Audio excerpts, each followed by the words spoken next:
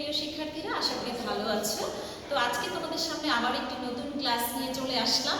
আজকে আমি তোমাদেরকে পড়াবো হচ্ছে নবম দশম শ্রেণী দুইটাতেই আছে তোমাদের একটি কবিতা, সেটা হলো আমার পরিচয়, সৈয়দ শামসুল হক রচিত।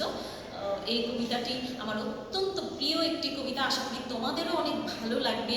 যে কবিতার মধ্যে আসলে আমাদের হৃদয়ের কথা, আমাদের অন্তরের কথা ফুটে উঠেছে। শিক্ষার্থীবৃন্দ, আমাদের প্রত্যেকেরই মানুষ হিসেবে কিন্তু এক একটা আলাদা পরিচয় আছে। তোমার আমার আমাদের একটা নাম আছে, যে নাম ধরে আমাদেরকে সবাই ডাকে। আমাদের একটা পারিবারিক পরিচয় আছে, আমাদের বংশের পরিচয় আছে একটা, এমনি করে জাত ধর্ম বিভিন্ন ধরনের পরিচয় কিন্তু আমরা দিয়ে থাকি। কিন্তু এই কবিতায়, এই যে আমার পরিচয় কবিতায়, আমরা আজকে একটা নতুন পরিচয়ের কথা শুনবো, যে আসলে এমন মানুষ কি আছে যে নাকি তার ব্যক্তিগত পরিচয়ের ঊর্ধ্বে অন্য কোনো পরিচয় দিতে খুবই স্বাচ্ছন্দ্য বোধ করে, ভালোবাসে। সেই রকম একটা পরিচয়ের কথা আমরা জানব। যেমন সৈয়দ শামসুল হক, তবে তার পরিচয়টা একটু তোমাদেরকে আগে বলে নিই। সে নিজেও যদিও এই কবিতায় তার পরিচয়টাকে সে বড় করে তোলেননি, তবু আমি তোমাদের জানার জন্য বলছি। সৈয়দ শামসুল হক 1935 খ্রিস্টাব্দে ডিসেম্বর মাসের 27 তারিখে কুড়িগ্রাম শহরে জন্মগ্রহণ করেন। তার পিতাও কিন্তু পেশায় একজন ডাক্তার ছিলেন। তার পিতার নাম হচ্ছে সৈয়দ সিদ্দিক হোসেন এবং মাতার নাম হচ্ছে সৈয়দা হালিমা খাতুন। ঠিক আছে। জগন্নাথ বিশ্ববিদ্যালয় থেকে তিনি ইন্টারমিডিয়েট পাশ করেন। পরবর্তীতে ঢাকা বিশ্ববিদ্যালয়ে তিনি কিছুদিন পড়াশোনা করেন, তিনি সেটি শেষ করেননি। তার আগেই তিনি তার কর্মজীবন শুরু করেন সাংবাদিকতা পেশার মাধ্যমে, এবং তারপরে তিনি সাংবাদিকতা পেশা ছেড়ে দিয়ে এক পর্যায়ে পুরোপুরি নিজেকে সাহিত্যের চর্চায় বা সাহিত্যের সেবায় নিজেকে আত্মনিয়োগ করেন। তো এই কবিতার প্রথম 4টি লাইন আমি লিখেছি। দেখো, আমি জন্মেছি বাংলায়, আমি বাংলায় কথা বলি, আমি বাংলার আলপথ দিয়ে হাজার বছর চলি, চলি পলি মাটি কোমলে আমার চলার চিহ্ন ফেলে, 1300 নদী সুধায় আমারে, কোথা থেকে তুমি এলে? কবি নিজেই নিজেকে প্রশ্ন করছেন যে এই যে প্রকৃতি, নদী, গাছপালা, এগুলো কবিকে প্রশ্ন করছে যে তুমি কোত্থেকে এসেছো, কে তুমি? তখন কবি আবার কি করছেন? এই প্রশ্নগুলোর উত্তর তিনি নিজেই দিয়েছেন। হ্যাঁ, দেখো, তিনি কখনো বলেছেন আমি এসেছি চর্যাপদের অক্ষর থেকে, আবার কখনো বলেছেন আমি এসেছি সওদাগরের ডিঙার বহর থেকে, কখনো আবার তিনি বলেছেন আমি এসেছি কৈবর্তের বিদ্রোহী গ্রাম থেকে, আমি এসেছি পাল যুগ থেকে, বৌদ্ধ বিহার, মন্দির, বেদি, সোনা মসজিদ। তোমরা একটু দেখো, বারোভূইয়া, মহুয়ার পালা, এমন কোনো কিছু নেই যেটার উদ্ধৃতি তিনি এই কবিতায় দেননি। প্রিয় শিক্ষার্থীরা, আজকে আমরা এই যে আমি যে দাঁড়িয়ে আছি, বাংলার বুকে দাঁড়িয়ে আছি, স্বাধীন বাংলাদেশের বুকে দাঁড়িয়ে কথা বলছি তোমাদের সামনে, এই বাংলাদেশটা কিন্তু আসলে এমন ছিল না। একটা ভীষণ বিপ্লব, বিদ্রোহ, অগ্নিঝরা মার্চ, এই সব কিছু পেরিয়ে কালের বিবর্তনে অনেক মতাদর্শের ধারায় আস্তে আস্তে হেঁটে হেঁটে কঠিন পথ পাড়ি দিয়ে তারপর কিন্তু আমাদেরকে এই জায়গায় এসে আমরা দাঁড়িয়েছি। এই বাংলাদেশটা আমরা পেয়েছি, যেই বাংলাদেশটাকে নিয়ে আমরা এত গর্ব করি।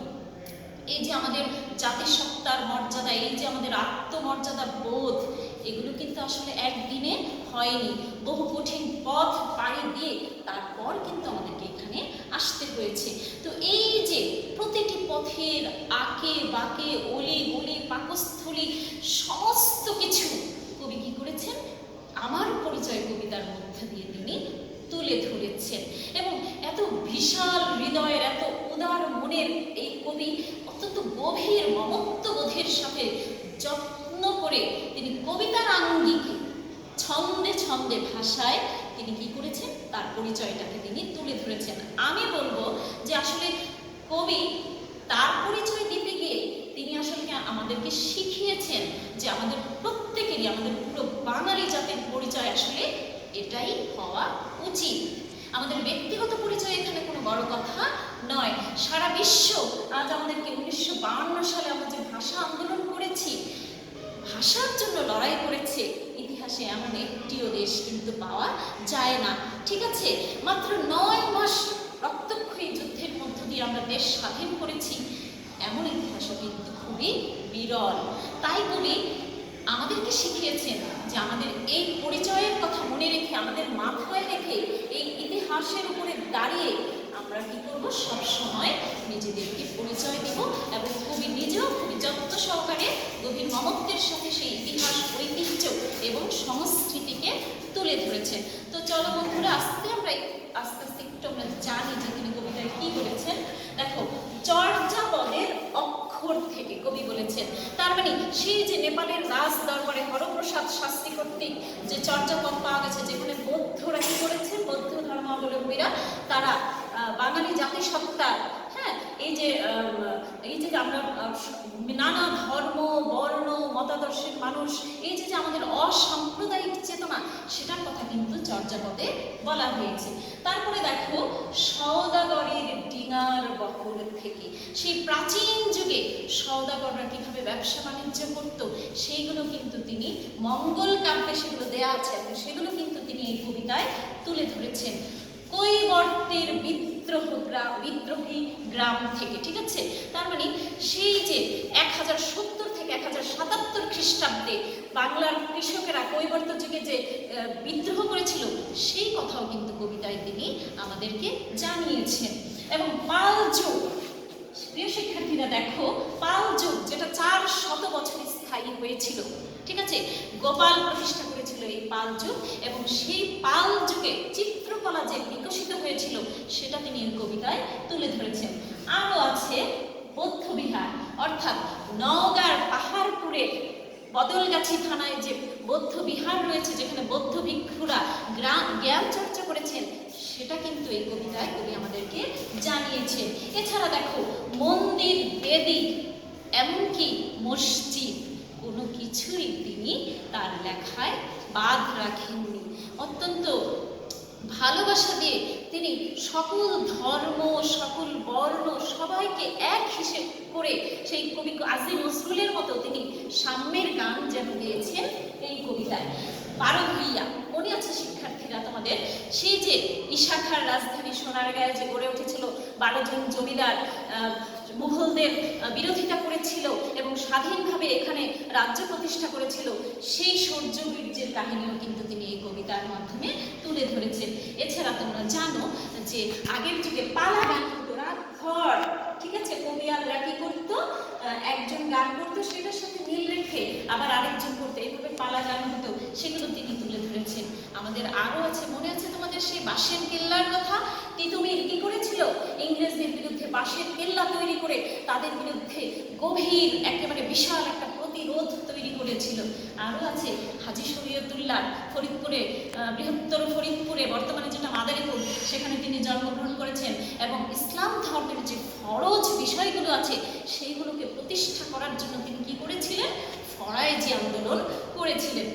এবং দেখো, সূর্য সেন, মাস্টারদা সূর্য সেন, ক্ষুদিরাম, ছোট্ট একটা বালক, ইংরেজদের বিরোধিতা করতে গিয়ে হাসতে হাসতে গলায় ফাঁসি পড়েছিল, সেটাও কিন্তু কবিতায় ফুটে উঠেছে।